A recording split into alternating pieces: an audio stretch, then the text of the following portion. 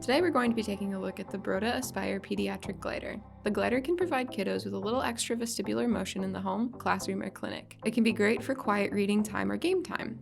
The pediatric glider ships fully assembled, so there should be no need to set it up. It's relatively simple to use.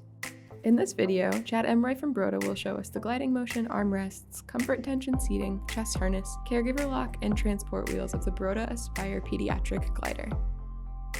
I'll demonstrate the gliding motion. There are height adjustable armrests right below the Broda logo. It's got a push pin assembly here. If you squeeze the trigger, you can raise up the armrest to adjust the height of the armrest. So our comfort tension seating is behind the padding, and so this contours to the patient's body.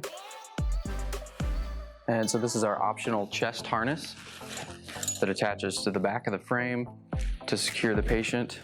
The locking mechanism is behind the pad here.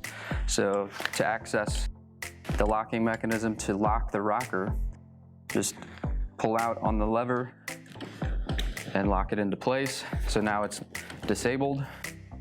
To reactivate that, pull out and turn it to the left, and I've activated the gliding motion.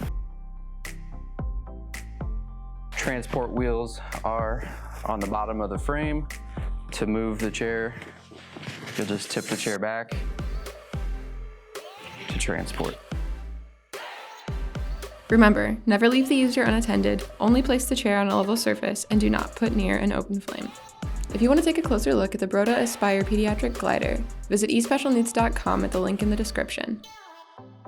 Remember to like this video and subscribe to our channel.